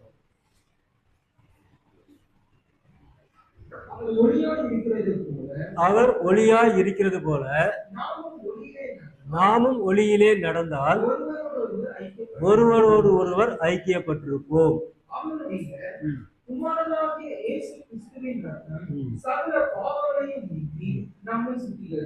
மூன்றாவது, தேவனுடைய பிள்ளைகள் வாக் இன் த லைட். வெளிச்சத்திலே நடக்க கற்றுக்கொள்ள வேண்டும். தேவனுக்கு முன்பாக வாழ கற்றுக்கொள்ள வேண்டும். மனுஷருக்கு முன்பாக யோகியமாய் வாழ கற்றுக்கொள்ள வேண்டும். மூன்றாவது, வெளிச்சத்திலே கற்றுக்கொள்ள வேண்டும். ஒருவன் வெளிச்சத்திலே நடந்தால் அவன் இடர மாட்டான் என்று சொல்லி பார்ப்போம். நாம் ஒளியிலே நடந்தால் ஒருவரோடு ஒருவர் ஐக்கியப்பட்டிருக்கும். ஏன் ஒருவரோடு ஒருவருக்கு இன்னைக்கு ஐக்கியம் இல்லை? ஒருவரோடு ஒருவர் ஐக்கியப்பட்டிருக்கும். எப்ப தெரியுமா? ஆண்டோடைய பிள்ளைகள் ஒளியிலே நடந்தார். 1 தெசலோனிக்கேயர்ல வாசிக்கிறோம். பவுல் எழுதுகிறார் தெசலோனிக்கே சபைக்கு 5ஆம் அதிகாரம் 5வது வசனத்தை வாசிங்க. நீங்கள் எல்லாரும் வெளிச்சத்தின் பிள்ளைகளும் எப்படி இருக்கிறோமா? பகலின் பிள்ளைகளா இருக்கும், வெளிச்சத்தின் பிள்ளைகளா இருக்கும். இருள் காணவர், நம்ம இருள் காணவர்கள் அல்ல. அந்த வசனத்தை முடியுமா? நாம் இரவுக்கும் இருளுக்கும் உள்ளானவர்கள் அல்லவே. தேவஜனமே, நீங்கள் நானும் வெளிச்சத்தின் பிள்ளைகளா இருக்கிறோம். வெளிச்சத்திலே நடந்தால் ஒருவன் தவற மாட்டான். இன்னைக்கு ஏன் தவறி போகிறோம் தெரியுமா? ஏன் ஆண்டவரை விட்டு தூரம் போகிறோம்? ஏன் இன்றைக்கு உலகத்தின் இச்சைகளுக்கும் ஆசைகளுக்கும் அடிமையாகிறோம்? ஏன் பழக்கத்தை விட்டு வெளியே வர முடியல? இருள், அவங்களுக்குள்ள இருள் இருக்குது. இருளை வேதம் சொல்லுறது, அவன் ஒளியை காட்டிலும் இருளை விரும்புகிறதே அதிகமா இருக்கிறது. எதை விரும்புகிறோம்? Walk in the light. மூன்றாவது, தேவனுக்கும் மனுஷனுக்கு முன்பாக நீங்க சரியா இருக்கணும்னா வெளிச்சத்துல நட. உன் நடக்கையை பார்க்கும்போது அவன் சொல்லணும், அது பாரு எப்படி நடக்கிறான், தள்ளாடுறான் பாரு, கால் பின்னுது பாரு. சில பேருடைய சாட்சி அது, கால் பின்னுதுன்னுவாங்க. அப்படின்னு என்ன அர்த்தம்? அவர் நல்ல தெளிவாய் அவர் விசுவாசத்து நடக்காமல், தரிசித்து நடக்காமல் விசுவாசத்து நடக்கிறவர். எப்படி? கீழே விழ மாட்டோம். அதனால இப்படிப்பட்ட காரியங்கள்லாம் இருக்கிறத பார்க்கும். தேவஜனமே நல்லா கவனிங்க. மூணாவது, நீங்கள் நானும் இருளுக்கு பிள்ளைகள் இல்லை. நீங்க ஒரு தப்பை செஞ்சீங்கன்னா நீங்க இருளுடைய பிள்ளைகள், உங்களுக்கு நீங்களே சாட்சி கொடுக்குறீங்க. நான் வெளிச்சத்தின் பிள்ளை, என் குடும்பம் வெளிச்சத்தின் குடும்பம். இந்த சாட்சி நமக்கு இருக்கணும். என் குடும்பம் தெளிவா இருக்கணும். உன் கண் தெளிவாய் இருந்தால் உன் சரீரம் முழுவதும் தெளிவாய் இருக்கும். உன் கண்ணு கிளியரா இருந்தா. நீதிமொழிகள்ல சாலமோன் எழுதுகிறார், மதுபானத்தை பார்க்காதே. ஏன் பார்க்காதே? அது பார்க்கும்போது பல வருணமா இருந்து பல கலர் கலரா இருக்குமா, பல விதவிதமா இருக்குமா. அதை பார்க்கும்போது அது இன்பமா இருக்கும் இல்ல? ஆனால் அது நீ குடிச்ச பிறகு அது என்ன பண்ணும்? உன்னை தீண்டும், விரியனை போல தீண்டும். என்னை அடித்தார்கள், எனக்கு சொரணை இல்லை, எனக்கு நோகவும் இல்லை. இன்னைக்கு நிறைய பேர் பாருங்க, ஏன் சொரணை சூடு இல்லாத வாழ்க்கை வாழறது தெரியுமா? எவ்வளவோ எச்சரிப்புகளை கேட்டு ஏன் தெரியுமா வாழறோம்? அவர் ஒளியை விரும்புகிறதை பார்க்கும் இருளை விரும்புகிறது அதிகம். மூன்றாவது, தேவனுடைய பிள்ளைகள் வெளிச்சத்துல நடக்கணும். Walk in the light. நீ வெளிச்சத்துல நடந்தா உன்னை எல்லாரும் பார்க்கறான். இந்த சபையில நடக்கிறேன்னா என்ன எல்லாரும் பாக்குறீங்க, ஒவ்வொரு நடவடிக்கையும் பாக்குறீங்க. ஏன்னா வெளிச்சத்துல இருக்கிறோம். இருள்ல இருந்தா நம்ம என்ன செய்யறோம்னு யாருக்குமே தெரியாது. ஆண்டவர் உங்களை என்னையும் எங்கிருந்து கண்டுபிடிச்சாரா? ஏசாயால வாசிக்கிறோம், அவாந்தர வெளியில இருந்து கண்டுபிடித்தார். அவாந்தர வெளியில என்ன? யாரும் பார்க்க முடியாத பார்க்க முடியாத ஒரு இடம். ராஜஸ்தான் போனீங்கன்னா அங்க பாலைவனம் இருக்கும். அந்த பாலைவனத்துல நம்ம டூரிஸ்ட் போறவங்க ஒரு 15-20 கிலோமீட்டர் தான் கூட்டு போவான். அந்த 15-20 கிலோமீட்டர் கூட்டு போகும்போதே பாத்தீங்கன்னா சுத்தி என்ன இருக்காது, ஆள் நடமாட்டமே இருக்காது. வெறும் மணல், முட்டி அளவுக்கு எங்க பார்த்தாலும் மணல் இருக்கும், வெறும் மணல். இதே ஒரு 1000 கிலோமீட்டர் உள்ள போயிட்டு 1000 கிலோமீட்டர் அளவுக்கு பாலைவனம் இருக்குது. நேற்று கூட சகாரா பாலைவனத்துல 45 பேர் 47 பேர் வேன்ல அந்த ரோட்ல போயிருக்காங்க. சகாரா பாலைவனத்துல ஒரு எத்தனை கிலோமீட்டர் போனாங்க தெரியல. அதற்கு பிறகு திடீர்னு டயர் பஞ்சர் ஆகி நின்று போனதுதான். தண்ணி கிடைக்காம 45 பேர் அந்த இடத்துல செத்து போயிட்டாங்க. எந்த இடத்துனாலும் வாழ்ந்துரும். 2 பேர் மட்டும் எப்படி இருந்த தண்ணியை குடிச்சு உயிரை காப்பாற்றி 50 கிலோமீட்டருக்கு அப்புறம் கொஞ்சோண்டு தண்ணியை குடிச்சு தங்கள் உயிரை காப்பாற்றி கொண்டார்கள். ஏன்னா எங்க சுத்தினாலும் வனாந்திரமா தான் இருக்கும், வெறும் பாலைவனமா தான் இருக்கும். தேவஜனமே, அந்த இடத்துல தான் கர்த்தர் உங்களை என்னை கண்டுபிடித்தார். நீங்கள் அந்த இடத்துக்குரியவர்கள் அல்ல, இருட்டுக்கு உரியவர்கள் அல்ல. மூன்றாவது நல்லா ஞாபகம் வச்சுங்க, வெளிச்சத்தில் நடங்க. வெளிச்சத்துல நம்ம செய்கிற காரியம், ஒரு கடைக்கு போறோம், ஒரு பொருள் வாங்குறோம், 1000 ரூபாய் கொடுக்குறோம், 500 ரூபாய் பேலன்ஸ் கொடுக்குறோம். அவன் மறந்து 1000 ரூபாய் கொடுத்துட்டான்னா ஆண்டவர் பார்க்கிறாரு. பக்கத்துல ஒருவேளை ஒரு மனுஷன் பார்த்தான்னா நம்ம நிலைமை என்ன ஆகும்? தேவஜனமே, இன்னைக்கு கவனிங்க, வெளிச்சத்தின் பிள்ளைகளாய் நடந்து கொள்ளுங்க. மூணாவது ஆண்டவர் நமக்கு சொல்லுகிற ஆலோசனை தான், பவுல் நமக்கு சொல்லுகிற ஆலோசனை அதுதான். நீங்கள் வெளிச்சத்தின் பிள்ளைகள். தெசலோனி சபைக்கு எழுதுகிறார். தெசலோனிக்கு சபை எப்படிப்பட்ட சபை? ஆண்டவருடைய வருகைக்கு காத்திருந்த சபை. ஆண்டவர் எப்போ வருவாரோ காத்திருந்த சபை. ஆண்டவர் வருகைக்காக தங்களை ஆயத்தப்படுத்தின சபை. அந்த பிரதான ஆரவாரத்தோடும் எக்கால துணியோடும் தேவன் இறங்கி வருவாரும் சபைக்கு சொல்லப்பட்ட சபை. ஆனா அந்த சபையிலேயே ஆண்டவர் சொன்னார், நீ வெளிச்சத்தின் பிள்ளையாய் நடந்து கொள், இருளின் பிள்ளையாய் நடந்து கொள்ளாதே. சர்தை சபையை பார்த்து ஆண்டவர் சொன்னார், நீ செத்தவன் என்று பெயர் பெற்றும் உனக்குள்ள ஜீவனோடு இருக்கிறவர்கள் ஒரு சிலர் உண்டு. தங்கள் வஸ்திரத்தை அசுசிப்படுத்தாத சிலர் சர்தையிலும் உண்டு. This is totally dead church. முழுதுமாய் செத்து போன சபை. ஆனா அந்த சபைக்குள்ள இன்னைக்கு எப்படி இருந்தாலும் தெரியுமா? தேவனுக்காக வெளிச்சத்தில் நடக்கிற பிள்ளைகள். கவனிங்க, இன்னைக்கு எப்படிப்பட்ட ஒரு மோசமான உலகத்துல இருக்கிறோம், எப்படிப்பட்ட கிறிஸ்தவத்துல இருக்கிறோம். சபையில விசுவாசிகளை கட்டி வைக்கிறதுக்கா? சபை விசுவாசிகளை விடுதலையாக்கணும். புறப்பட்டு போய் என்ன பண்ணுங்க? ஊழியம் பண்ணுங்க. யாரையும் கட்டி வைக்கிறது சபை இல்ல. விசுவாசிகள் உலகம் எங்கும் புறப்பட்டு போகணும். தேவ ஜனமே இன்றைக்கு, ஏன்னா உலகம் இன்னைக்கு சபை இருட்டுக்குள்ள வந்துருச்சு. ஆடம்பரமான சபை, பெரிய சபை, சபைனா நிரம்பி வடியணும். நம்ம எப்பவுமே அடிக்கடி சொல்றதுதான், என்னைக்கும் இந்த சபை நிரம்பி நான் விரும்புறதே இல்லை. இது கொஞ்சம் பேரா இருந்தாலும் தேவனுடைய சமூகத்துல போய் நிற்கும் போது நம்ம கொடுத்து ஆண்டவர் சாட்சி கொடுக்கணும்.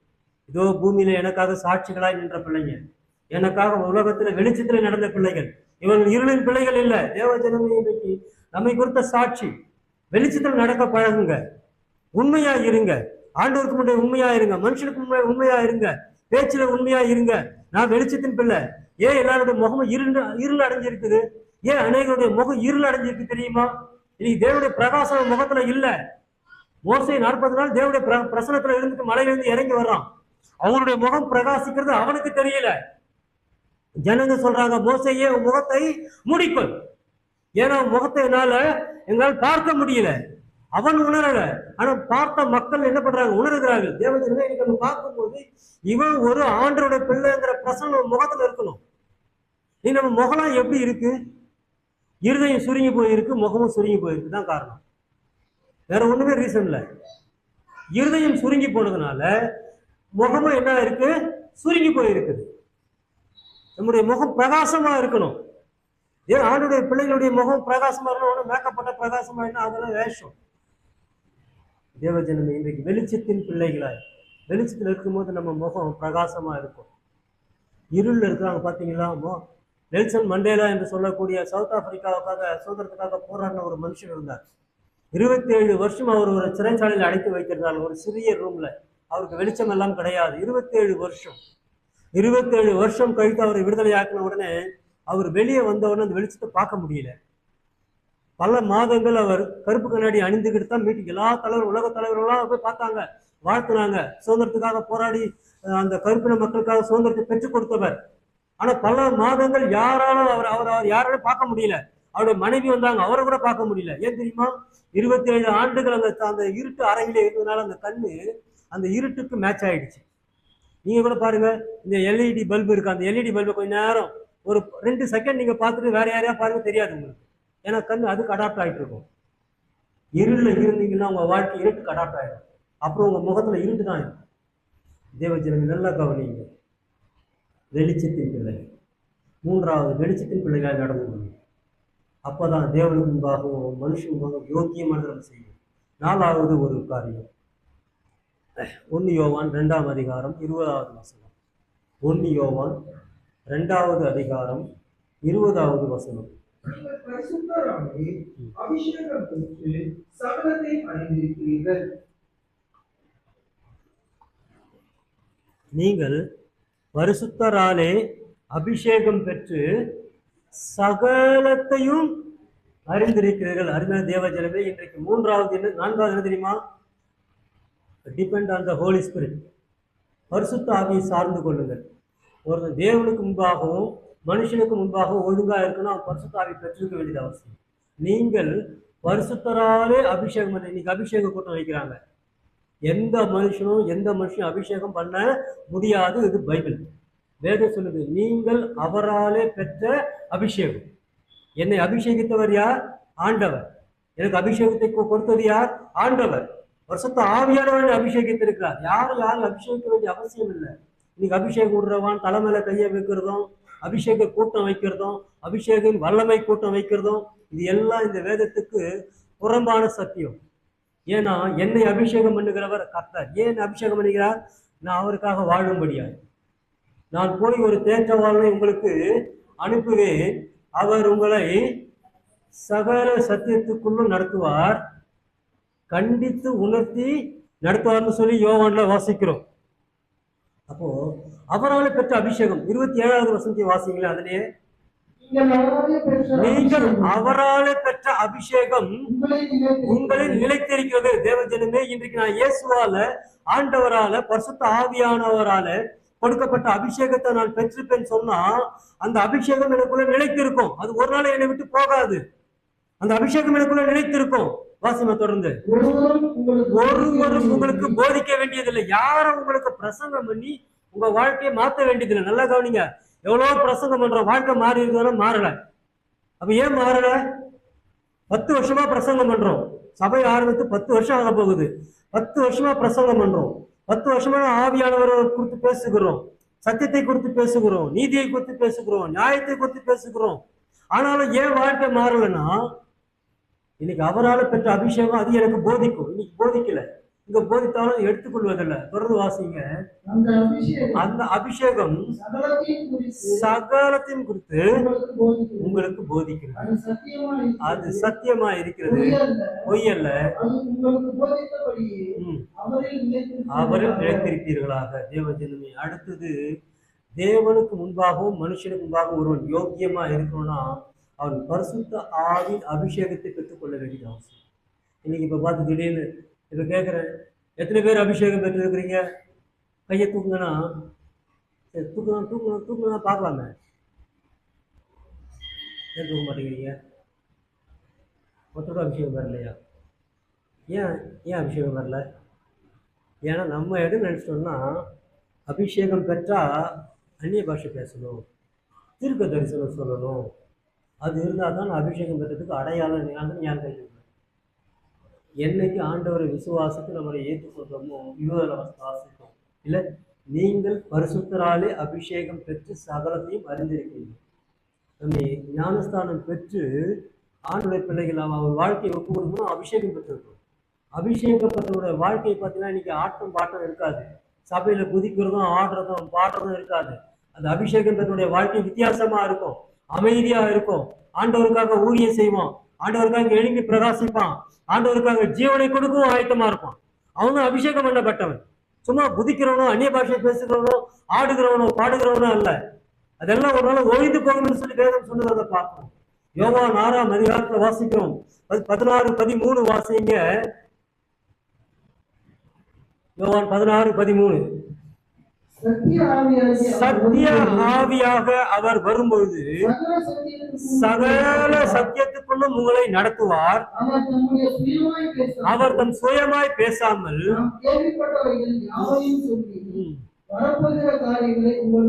அறிவிப்பார். நல்லா கவனிங்க. சத்திய ஆவியாக அவர் நமக்குள்ள வரும்போது, மூன்றாவது depend on the Holy Spirit. பரிசுத்த ஆவியை நிறைஞ்சிருக்கணும். ஆண்டோட பிள்ளைகள் பரிசுத்த ஆவியை பெற்று இருக்கணும். பெற்றதுக்கு அடையாளமாய் வேற காரியங்கள் அல்ல, நம்முடைய வாழ்க்கை தான் அடையாளம். நான் பரிசுத்த ஆவியை பெற்றிருக்கிறதுக்கு அடையாளம் என்ன தெரியுமா? என்னுடைய வாழ்க்கை, நான் தேவனுக்கு முன்பாக எப்படி நிக்கிறேன், மனுஷனுக்கு முன்பாக எப்படி நிக்கிறேங்கிறதா என்னுடைய வாழ்க்கை தான். பரிசுத்த ஆவியை பெற்றிருக்கிறனா இல்லையா என்பதற்கு அடையாளம் honesty. Honesty the fruit of transformed heart. நம்முடைய இருதயம் மறுரூபம் அடைஞ்சிருக்குது, பரிசுத்த ஆவியிலே இருதயம் நிறைஞ்சிருக்கிறதுக்கு அடையாளம் என்ன தெரியுமா? என்கிட்ட நேர்மை இருக்கும், என்கிட்ட உண்மை இருக்கும், என்னுடைய செயல்கள் சுத்தமா இருக்கும், செய்கிற வேலை சுத்தமா இருக்கும். ஒரு ஆபீஸ்ல வேலை செய்யறீங்க, ஒரு காரியத்தை செய்யணும், சுத்தமா இருக்கும். தேவ பிள்ளைகளை கவனிங்க. 4வது தேவ பிள்ளைகள் இன்றைக்கு தேவனுக்கும் மனுஷனுக்கும் பிரியமா நடக்கணும்னா அவன் பரிசுத்த ஆவியின் அபிஷேகத்தை பெற்றிருக்க வேண்டியது அவசியம். அந்த அபிஷேகம் தான் உங்களை நடத்தும், அதுதான் உங்களுக்கு போதிக்கும். மனுஷன் போதிக்கிறதல்ல, மனுஷனால் அபிஷேகத்தை பெற்றுத்தர முடியாதுன்னு சொல்லி பார்க்கிறோம். அது மட்டுமல்ல, பரிசுத்த ஆவி உங்களுக்குள்ள இருந்தா அவர் பாவத்தை குறித்தும் நீதியை குறித்தும் கண்டித்து உணர்த்துவார். கன்விக்ஸ் சின். உனக்குள்ள ஒரு தவறு வருது, ஒரு இச்சையோடு ஒரு பெண்ணை பார்க்கறேன்னா உடனே இருதயத்துல ஆண்டவர் ஆவியானவர் தான் சொல்லுவார், எப்படி பார்க்குற சரியில்லை, வாயில ஒரு வார்த்தை, தகாத வார்த்தை வருகிறது, உடனே என்ன பண்ணும்? அது சொல்லும், நீ பேசுற வார்த்தை சரியில்லை. ஏன்? வசனம் சொல்லுது, நாவின் மரணமும் ஜீவனும் நாவின் அதிகாரத்தில் இருக்கிறது. இல்ல கூடுமானால் நல்ல வார்த்தைகளையே பேசுங்கள் வசனம் சொல்லுது. உனக்குள்ள இருதயத்துல ஆண்டவர் பரிசுத்த ஆவியானவர் அவங்க குத்திக்கிட்டே இருப்பாரு. இன்னைக்கு சபையில குத்துறான், என்ன குத்துறாங்க, உன்னை குத்துறாங்க, அவரை குத்துறாங்க, போன பண்ணி உன்னதான் குத்துனாங்க, இதெல்லாம் நடக்குது. அப்படின்னா நான் உடனே தெரிஞ்சுக்கோ, அவங்களுக்குள்ள பரிசுத்த ஆவியானவர் இல்ல. பரிசுத்த ஆவியானவர் இருந்தா முதல்ல, ஐயோ ஆண்டவர் என்ன குத்துறீங்க ஆண்டவரே, இது என்ன குத்துது ஆண்டவரேன்னு மனம் திரும்பணும். அந்த பாவத்தை விட்டு மனம் திரும்பணும். 5 மாதம் கடந்து வந்துட்டோம், இன்னும் அதே விதமான கிறிஸ்தவ 6வது மாதத்துக்குள்ள போவோம், 7வது மாதத்துக்குள்ள போவோம், 8வது மாசத்துக்குள்ள போவோம், 10ஆம் மாசம் வந்தவங்களும் நமக்கு 10 வருஷம் வந்துடும், செலிப்ரேஷன் பண்ணுவோம், பிரியாணி சாப்பிடுவோம். இதேதான் வாழ்க்கை. 12ஆம் மாசம் வரும், கிறிஸ்துமஸ் வரும், நியூ இயர் வரும், இல்ல புது வருஷம் வரும், திருப்பி 2027 வரும், அடுத்து 2028 வரும். என்ன பிரயோஜனம்? ஆவியானவர் கொடுக்கப்பட்டது நோக்கம் என்ன? அப்போஸ்தலர் 1:8 நம்ம என்ன வாசிக்கிறோம்? பரிசுத்த ஆவியானவர் உங்களுக்குள்ளே வரும்போது நீங்கள் முதலாவது பலன் அடைகிறீர்கள். பாவத்தை ஜெயிக்க பலன் அடைகிறோம். பிசாசை தூரப்படுத்த சொல்ற அளவுக்கு நமக்கு பலன் இருக்குது. பண ஆசையா சீப்போ பணம் சொல்லக்கூடிய கிருபை நமக்கு இருக்குது. தேவஜனமே நல்ல கவனிங்க, பாவத்தை மேற்கொள்ளக்கூடிய கிருபையை கர்த்தர் கொடுத்திருக்கிறார். பரிசுத்த ஆவியானவர் வருகிற போது பலன் அடைந்து எருசலேமிலும் யூதேயாவிலும் சமாரியாவிலும் உலகத்தின் முடிவு பரியந்தம், இந்த உலகத்தை விட்டு நான் போற வரைக்கும் நான் ஆண்டவருக்கு சாட்சியா இருப்பேன். அல்லேலூயா. இந்த நம்பிக்கை ஒவ்வொரு ஆண்டோட பிள்ளைகளுக்கு இருக்கும்.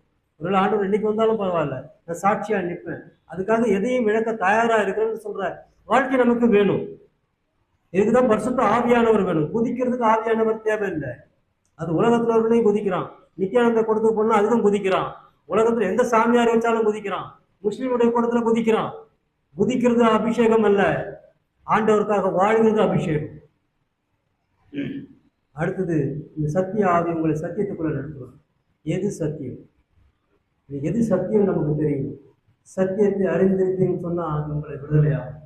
சத்தியத்தையும் அறிவீர்கள், சத்தியம் உங்களை விடுதலையாகும். 8:32 வாசிக்கிறோம். யோவான்ல 36 என்ன வாசிக்கிறோம்? குமாரன் விடுதலையாக்கினால் மெய்யாகவே நீங்கள் விடுதலையாவீர்கள். நல்லா கவனிங்க, சத்தியம் உங்களை விடுதலையாக்கும். உங்களுக்கு ஒரு பலகீனம் வருதா, அந்த சத்தியம் உங்களை விடுதலையாக்கும். ஆண்டவர் சமூகத்துக்கு போங்க, ஆண்டவரே எனக்கு இந்த பலகீனம் வருது, உங்களுடைய வார்த்தையினால என்னை சுகமாக்கும். உங்களுடைய சத்தியம் என்னை சுகமாக்கும். தேவனுடைய வசனமே சத்தியம். நீங்க பரிசுத்த ஆவியின் அபிஷேகத்தை பெற்றுக்கிறோமா? பெற்றுக்கோன்னு சொன்னா தேவஜனமே, இன்றைக்கு நீங்களும் நானும் மனுஷனுக்கு முன்பாகவும் தேவன் முன்பாகவும் நேர்மையானவர்களாய் காணப்படும். கடைசியான ஒரு காரியம், 5வது ஒரு காரியம், 1 சாமுவேல் 30ஆம் அதிகாரம் 7வது வசனம். தாவீது அமலேக்கின் குமாரனாகிய அபியத்தார் என்னும் ஆசாரியனை நோக்கி, நேபோத்தை என்னிடத்தில் கொண்டு வா என்றான். அபியத்தார் நேபோத்தை தாவீதிடத்தில் கொண்டு வந்தான். தாவீது 30ஆம் அதிகாரத்தோட முதல்ல வாசிக்கிற போது சிக்கலாக் என்கிற இடத்துல இருக்கிறான். அமலேக்கியர் வந்து அவனுக்கு உண்டான எல்லாவற்றையும் எடுத்துக்கொண்டு போய்விட்டார்கள். தாவீது மிகவும் நெருக்கப்பட்டான். அப்போ அவனோடு இருந்த ஜனங்கள் தாவீதின் மேல கல்லெறிய வேண்டும் என்று சொல்லி பேசிக்கொண்டார்களாம். இவனாலதான் நமக்கு இவ்வளவு பிரச்சனையும், அவனை கல்லெறியணும்னு சொல்லி பேசிக்கொண்டார்கள். தாவீது மிகவும் நெருக்கப்பட்ட நேரத்துல கூட தாவீது செய்த காரியம் என்ன தெரியுமா? அபியாத்தாரை கூப்பிடுறான். அவனை கூப்பிட்டு போய் ஏபோத்தை கொண்டு வா, நான் தேவனிடத்துல பேசணும்.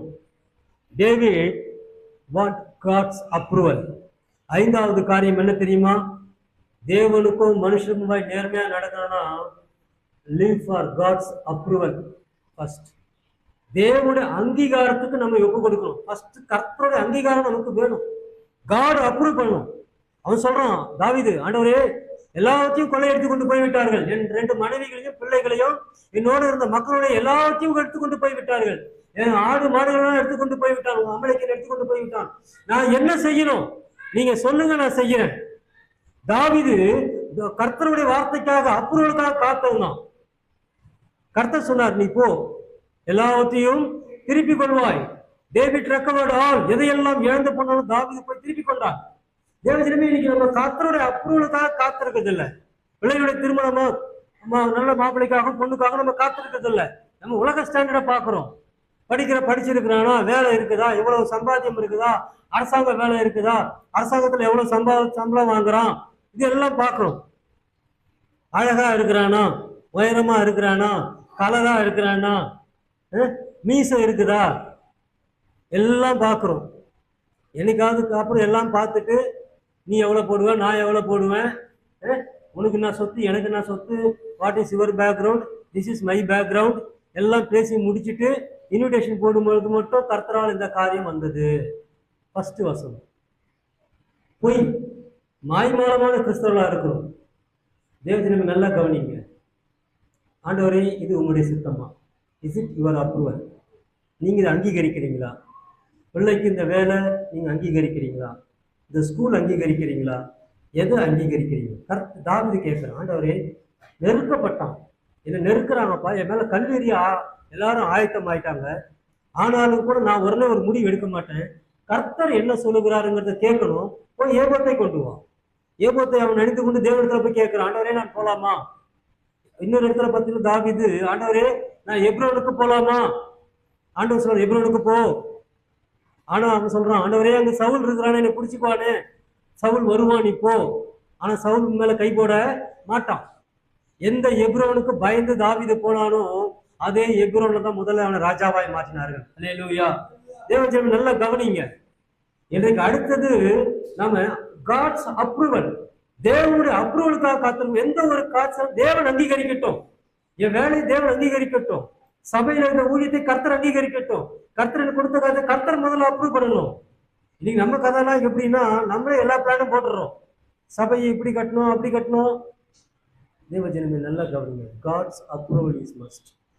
நம்ம வாழ்க்கையில தேவனுடைய அப்ரூவல் மிக மிக அவசியம். மார்க் 14ஆம் அதிகாரத்துல 36வது வசனத்தை வாசிங்க.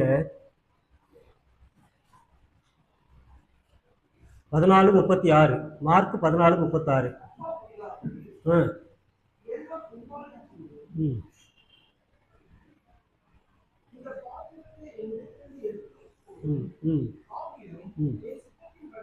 என் சித்தத்தின்படி அல்ல ஆக கடவுது.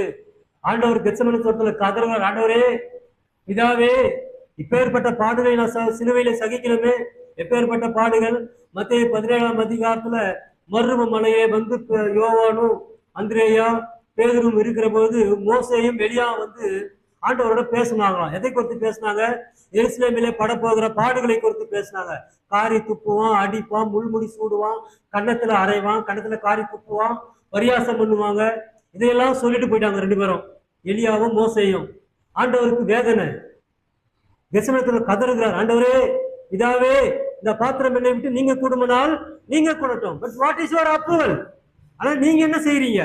42வது வசனத்துல வாசிக்கிறோம். 42மா மைக் என்னாச்சு? என்னை காட்டி கொடுக்கிறார்கள், இதோ வந்து விட்டான், எழுந்திருங்கள் போம் என்றார். ஓ, என்னை காட்டி கொடுக்கிறேன்னு சொல்ல யாரா நம்மள காட்டி கொடுக்கறதுன்னு யோசிச்சீங்களோ? அங்க அவ்வளவு கெஞ்சினாரு, இதாவே இந்த பாத்திரம் என்னை விட்டு நீங்க கூடுமானால் நீங்கிட்ட அந்த வேதனை. ஆனா இங்க காட்டி கொடுக்குறோம் வந்தவனே சொல்றாரு, இதோ வந்துட்டாப்பா, என்ன பண்ணலாம்? இதான் கர்த்தருடைய அப்ரூவல், அவருக்கு தெரியும். காட்டி கொடுக்குறோம் வந்துட்டான், இப்ப என்ன பண்ணணும்? நம்ம எழுந்து போவோம். தேவஜனமே, இயேசு எப்படி தேவ பிதாவுடைய சித்தத்தை செய்தாரோ, இன்னைக்கு நீங்கள் நானும் நம்முடைய வாழ்க்கையில ஒவ்வொன்றும் கர்த்தருடைய அப்ரூவல் இருக்கணும். கர்த்தருடைய அப்ரூவல் இல்லாமல் நம்ம இருக்க செய்ய முடியாது. அப்போஸ்தலர் 21ஆம் அதிகாரம் 14வது வசனத்துல வாசிக்கிற பொழுது பவுலை குறித்து வாசிக்கிறோம். பிலிப்புடைய வீட்டுல 4 கன்னியாஸ்திரி பிள்ளைகள் இருக்கிறார்கள். அகபு என்கிற தீர்க்கதரிசி வருகிறான். வந்து அவன் யூதயாவிலிருந்து வந்து சொல்லுகிறான், ஒரு பெரிய பஞ்சம் வரப்போகிறது. அது சொல்றான்.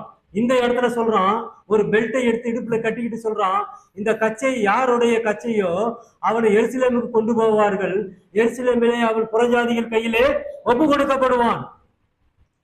உடனே எல்லாரும் பவுலை பிடிச்சிட்டு கதறி அழுறாங்க, பவுலே போவாதப்பா, நீ வந்து அப்படி போகக்கூடாது, போனா எருசலேமில் உனக்கு உபத்திரவம் இருக்குது, உன்னை அடிப்பாங்க. பவுல் சொல்றான், பட்டணங்கள் தோறும் எனக்கு அடிகள் இருக்கிறத நான் அறிந்திருக்கிறேன்.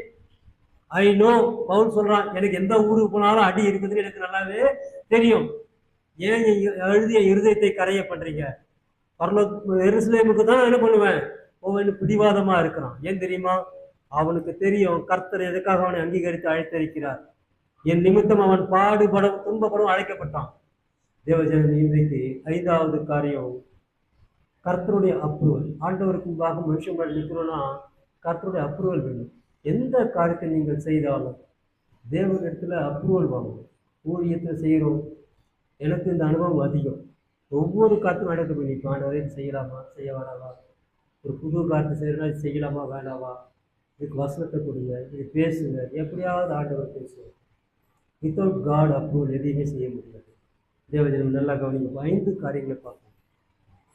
இன்னைக்கு தேவனுக்கு முன்பாக மனுஷன் முன்பாக நம்ம நிற்கணும்னா முதல்ல நம்ம தேவனுக்கு யோக்கியமானது செய்யணும்னா முதல்ல தேவனுக்கு முன்பாக நம்ம வாழ கற்றுக்கணும். 2வது மனுஷனுக்கு முன்பாகவும் ஒழுங்காய் வாழ கற்றுக்கணும். உன் நிமித்தம் ஒரு நேரத்தில் சபையில் இடர்வடைய கூடாது. நீ போட்டுக்கிற ட்ரெஸ்ஸின் நிமித்தமும் உனக்கு இருக்கிற வசதியின் நிமித்தமும் இன்னொருத்தன் இடர்வடைய கூடாது. உன்னை பார்த்து ஒருத்தன் இடர்வடைய கூடாது. ஒருத்தன் நிமித்தமாய், ஒரு சகோதர நிமித்தமாய் ஒருத்தன் இடல் அடைஞ்சா, ஒரு சிறியவன் இடல் அடைஞ்சா அவனை கட்டி எந்திர கல்லை கட்டி தூக்கி கடல்ல போடுன்னு சொன்னார் ஆண்டவர். உங்களால் யாருக்காவது இடல் வருதா? சபையில உங்க பேச்சினால யாருக்காவது இடல் வருதா? அப்படி பெருமையா பேசுறதுனால இடல் வருதா? என் நிமித்தமாய் ஒருத்தன் இடறி போகிறானா? கர்த்தர் கொடுக்குற வாழ்க்கை நிமித்தமாய் இடறி போகிறானா? ஆராய்ந்து பார்க்கணும். தேவஜனமே, மனுஷனுக்கு முன்பாக யோக்கியமானது செய்யணும். நான் செய்யறது அடுத்தவனுக்கு பிரயோஜனமா இருக்கணும். அடுத்தவங்க என்னை பார்த்து கத்துக்கணும், நல்லதை கத்துக்கணும். என்னை பார்த்து அந்த பிரதரை பார்த்து நான் இதை கத்துக்கிட்டேன், அந்த சிஸ்டரை பார்த்து இதை கத்துக்கிட்டேன், அந்த சிஸ்டரை பார்த்து நான் எப்படி பேசணுன்றதை கத்துக்கிட்டேன், அந்த சிஸ்டரோட நடவடிக்கையை பார்த்து நான் எப்படி கத்துக்கிட்டேன். இதை நம்ம கத்துக்கணும். மனுஷனுக்கு முன்பாக ஒழுங்கா வாழ கத்துக்கணும். 3வது நம்ம பார்த்தோம், வெளிச்சத்துல நடக்க கத்துக்கணும். ஆண்டோட பிள்ளைகள் வெளிச்சத்துல நடக்கிற பிள்ளைகளா இருக்கும். இருட்டுக்காலம் இல்ல, திருட்டுத்தனம் இல்ல. திருட்டுத்தனம் தேவனுடைய சமூகத்துல வேலைக்காகாது. திருட்டுத்தனம் தேவன் ஆண்டவர் எல்லாவற்றையும் பார்க்கிறவர். வெளிச்சத்துல இருக்கணும். வெளிச்சத்துல தவறு பண்ண முடியாது. அதே விதமாக தான் வெளிச்சத்தின் பிள்ளைகளாக நடந்து கொள்ளணும். 4வது ஒரு காரியத்தை பார்த்தோம், பரிசுத்த ஆவின் அபிஷேகத்தோடு நடந்து கொள்ளணும். இன்னைக்கு மனுஷனுக்கும் தேவனுக்கும் யோகியமான செய்யணும். பரிசுத்த ஆவின் அபிஷேகம் வேணும், பரிசுத்த ஆவின் நிறைவு வேணும், ஆவியால் நிரப்பப்பட்டிருக்கணும். 5வது நம்ம பார்த்தோம், தேவனுடைய அங்கீகாரத்துக்கு நம்மை ஒப்பு கொடுக்கணும். கர்த்தர் சொன்னா செய்யணும், கர்த்தர் அப்ரூவல் கொடுக்கணும். எந்த திட்டமாக இருந்தாலும் சரி தேவனுடைய அப்ரூவல் மிக அவசியம். அவன் தான் தேவனுக்கு மனுஷங்க ஒழுங்காக இருப்பான். இது இல்லாத பட்சத்தில் நம்ம இருப்போம் சொன்னால் நம்மை நாங்கள் ஏமாற்றிக் கொள்வார். நல்ல தகப்பனை நன்றியோடு துதிக்கிறோம், சோதரிக்கிறோம். இதனால எங்களோடு இடைப்பட்ட வார்த்தைக்காக நன்றி சொல்லுகிறோம். ஆண்டவரே, 5 விதமான காரியங்கள் மூலமாய் நாங்கள் எப்படி நேர்மையாக நடக்க வேண்டும் என்று சொல்லி மனுஷனுக்கு முன்பதாக மட்டுமல்ல, கர்த்தருக்கு முன்பதாக மாத்திரமல்ல, எல்லாருக்கும் நாங்கள் யோகியமான செய்திகள் கற்றுக்கொண்டதாக நன்றி. எங்களை தாழ்த்துகிறோம். வந்து பங்கு பெற போகிறோம், பொறுப்பெடுத்துக் கொள்ளுங்கள். இயேசு கிறிஸ்துவின் நாமத்தில் எங்களை தாழ்த்தி ஜெபிக்கிறோம் பிதாவே. ஆமென்.